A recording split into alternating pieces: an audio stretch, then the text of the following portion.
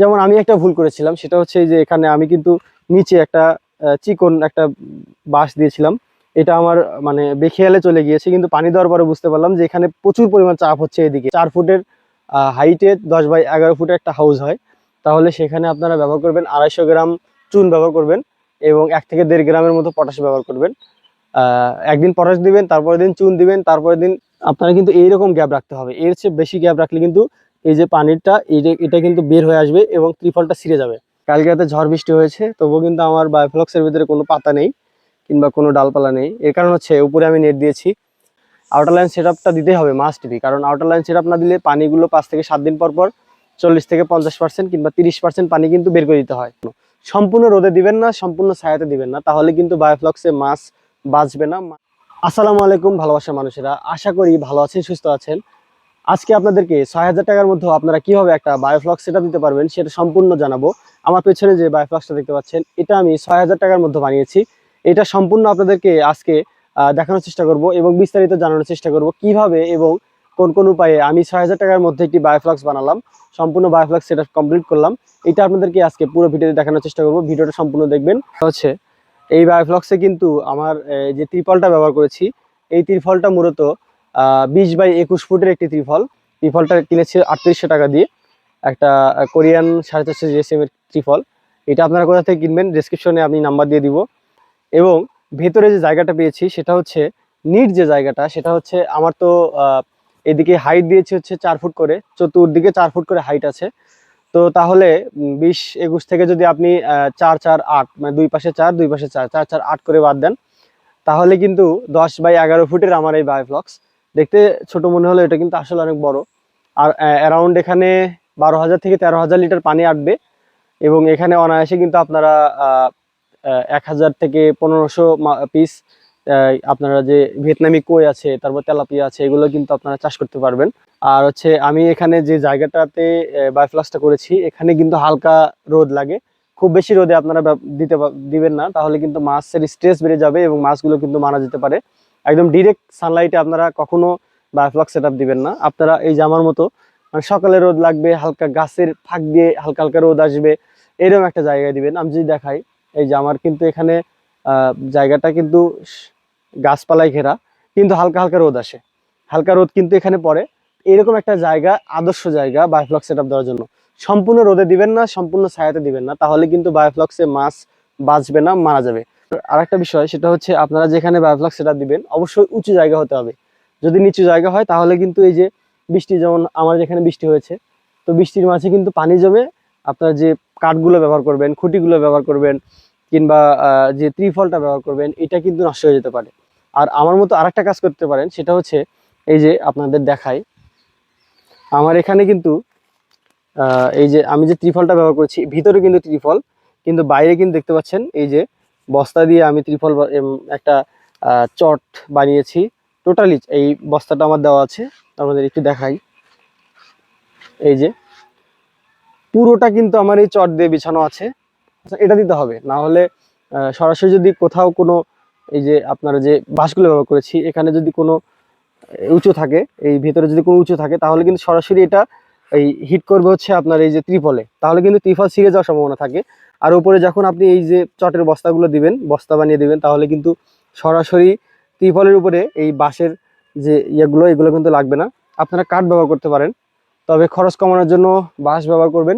বাঁশ ব্যবহার করার সময় সতর্কতা হচ্ছে, বাঁশগুলো সম্পূর্ণ চেঁচে সুন্দরভাবে ব্যবহার করবেন, একদম ক্লিন করে নেবেন, দরকার হলে বার্নিশ করে নেবেন ডলে ডলে।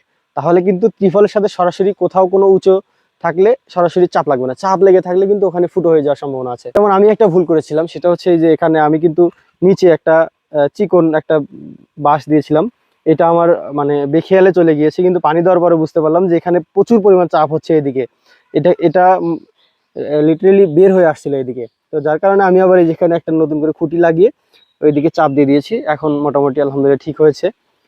তো আপনারা কিন্তু এই খরচ কমানোর ক্ষেত্রে ত্রিফলের দাম কিন্তু খুব বেশি না, 3800 টাকা ত্রিফলের দাম।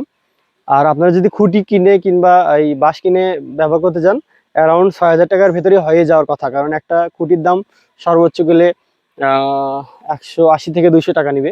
এবং 10 থেকে 12টার মতো খুঁটি লাগবে। আমার যে খুঁটি লাগেনি, আমার হচ্ছে যে গাছগুলোই খুঁটি আলহামদুলিল্লাহ। এই যে আমার যে আম্মু সুপারি গাছ লাগিয়েছিল, সুপারি গাছগুলো আমি খুঁটি হিসেবে ব্যবহার করছি। তো মূলত আপনাদের যদি দেখাই, এই যে আমার খুঁটি, এগুলো হচ্ছে আমাদের খুঁটি। তো আপনারা এইগুলো এই যে জিএ তার দিয়ে, মোটা জিএ তার দিয়ে এগুলো কিন্তু সুন্দরভাবে বেঁধে দিবেন, একদম টাইট টু টাইট করে বেঁধে দিবেন। না হলে কিন্তু পানির চাপে কিন্তু যে কোনো এক সাইডে ভেঙে কিংবা বেরিয়ে আসতে পারে। এই যে আমার কর্নারগুলো দেখেন কি পরিমাণ জিএ তার দিয়ে আমি বেঁধে দিয়েছি। এই যে এই সবগুলো কিন্তু জিএ তার। তো শক্তিশালী করে বাঁধতে হবে, তাহলে কিন্তু আলহামদুলিল্লাহ কোনো ক্ষতি হওয়ার সম্ভাবনা নেই। যেমন আমি একটা ভুল করেছিলাম, সেটা হচ্ছে এই যে এখানে আমি কিন্তু নিচে একটা চিকন একটা বাঁশ দিয়েছিলাম। এটা আমার মানে বেখেয়ালে চলে গিয়েছে, কিন্তু পানি দেওয়ার পরে বুঝতে পারলাম যে এখানে প্রচুর পরিমাণ চাপ হচ্ছে এদিকে। এটা লিটারেলি বের হয়ে আসছিল এদিকে। তো যার কারণে আমি আবার এই যেখানে একটা নতুন করে খুঁটি লাগিয়ে ওইদিকে চাপ দিয়ে দিয়েছি। এখন মোটামুটি আলহামদুলিল্লাহ ঠিক হয়েছে। তো আপনারা কিন্তু এই খরচ কমানোর ক্ষেত্রে ত্রিফলের দাম কিন্তু খুব বেশি না, 3800 টাকা ত্রিফলের দাম। আর আপনারা যদি খুঁটি কিনে কিংবা এই বাঁশ কিনে ব্যবহার করতে চান, অ্যারাউন্ড 6000 টাকার ভেতরে হয়ে যাওয়ার কথা। কারণ একটা খুঁটির দাম সর্বোচ্চ গেলে 180 থেকে 200 টাকা নিবে, এবং 10 থেকে 12টার মতো খুঁটি লাগবে। আমার যে খুঁটি লাগেনি, আমার হচ্ছে এই যে গাছগুলোই খুঁটি আলহামদুলিল্লাহ। এই যে আমার যে আম্মু সুপারি গাছ লাগিয়েছিল, সুপারি গাছগুলো আমি খুঁটি হিসেবে ব্যবহার করছি। তো মূলত আপনাদের যদি দেখাই, এই যে আমার খুঁটি, এগুলো হচ্ছে আমাদের খুঁটি। তো আপনারা এইগুলো এই যে জিএ তার দিয়ে, মোটা জিএ তার দিয়ে এগুলো কিন্তু সুন্দরভাবে বেঁধে দিবেন, একদম টাইট টু টাইট করে বেঁধে দিবেন। না হলে কিন্তু পানির চাপে কিন্তু যে কোনো এক সাইডে ভেঙে কিংবা বেরিয়ে আসতে পারে। এই যে আমার কর্নারগুলো দেখেন কি পরিমাণ জিএ তার দিয়ে আমি বেঁধে দিয়েছি। এই যে এই সবগুলো কিন্তু জিএ তার। তো শক্তিশালী করে বাঁধতে হবে, তাহলে কিন্তু আলহামদুলিল্লাহ কোনো ক্ষতি হওয়ার সম্ভাবনা নেই। একটা গুরুত্বপূর্ণ বিষয় হচ্ছে, আপনারা যখন বায়োফ্লক সেটআপ দিবেন, অবশ্যই নিচে পাইপলাইন সেটআপটা দিয়ে নেবেন। পাইপলাইন সেটআপটা কিভাবে দিবেন আমি সম্পূর্ণ ধারণা দিতে পারছি না, কারণ আমি ভিডিওটা করিনি। তবে আপনাদেরকে ইউটিউবে অনেক ধরনের ভিডিও পাওয়া যায় বায়োফ্লক্সের যে আউটার লাইন সেটআপটা দিতে হবে, মাস্ট বি। কারণ আউটার লাইন সেটআপ না দিলে পানিগুলো 5 থেকে 7 দিন পর পর 40 থেকে 50% কিংবা 30% পানি কিন্তু বের করে দিতে হয়, তারপর আবার নতুন পানি দিতে হয়, তাহলে অক্সিজেনের ভারসাম্যটা বজায় থাকে। তো পানির আউটার লাইন সেটআপ দেওয়া খুবই জরুরি। হাউজের ভেতরে যখন ময়লা বেড়ে যাবে, তখন কিন্তু আপনি আউটার লাইন দিয়েই পানিগুলো ছেড়ে দিবেন, এবং সাথে আউটার লাইনের সাথে কিন্তু ময়লাগুলো বের হয়ে যাবে। তো আপনারা একটু ঢালু করে মাঝখানের দিকে একটু নিচু করে ওখানে কিন্তু আউটার লাইনটা সেট আপ দেবেন।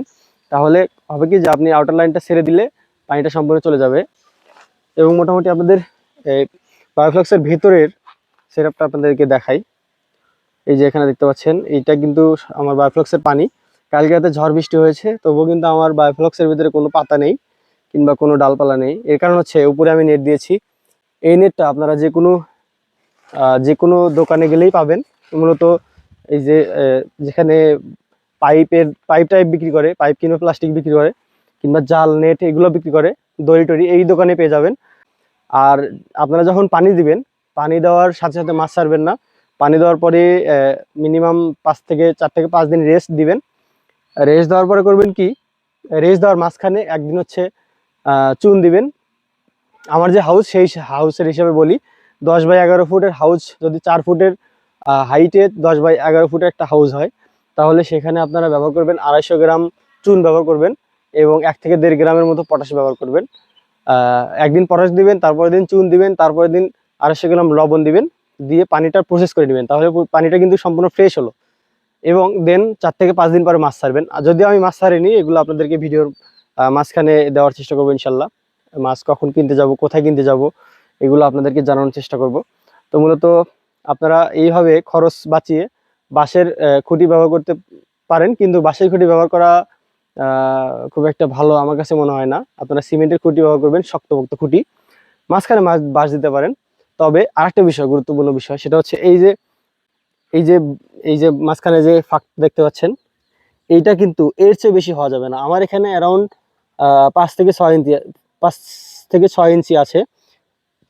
আপনারা কিন্তু এইরকম গ্যাপ রাখতে হবে, এর চেয়ে বেশি গ্যাপ রাখলে কিন্তু এই যে পানিটা এটা কিন্তু বের হয়ে আসবে এবং ত্রিফলটা ছিঁড়ে যাবে। পানির চাপ কিন্তু প্রচুর পরিমাণে থাকে। আপনাদের আবারও বলেছি, এর আগে বলেছি যে প্রায় 12 থেকে 13 টন পানির চাপ থাকে নিচে। তো আপনারা এই ভুলটা করবেন না, একেবারে যতটুকু ঘন করে এই বাঁশের এই বেতিগুলো দেওয়া সম্ভব আপনারা দিবেন, তাহলে ইনশাল্লাহ সেটআপের কোনো সমস্যা হবে না। আর একটা বিষয়, নিজে পরিশ্রম করে সেট আপটা করবেন, তাহলে আপনার যে কামলা খরচ যেটা বলে, মানে যে লেবার বিলটা কিন্তু বেঁচে যাবে। যেমন আমি সম্পূর্ণ কাজটা আমি 5 দিনে করেছি, মোটামুটি আমার কিন্তু যে খরচটা সেটা বেঁচে গিয়েছে। তো আরেকটা বিষয় দেখাই, এই যে আপনারা যে ত্রিফলটা উপরে বেঁধে দিবেন, এইটা এই ধরনের দড়ি ব্যবহার করবেন, লাইলনে, এই যে এই লাইলনের দড়ি ব্যবহার করবেন, তাহলে কিন্তু এটা ছিঁড়ে যাওয়ার সম্ভাবনা খুব কম।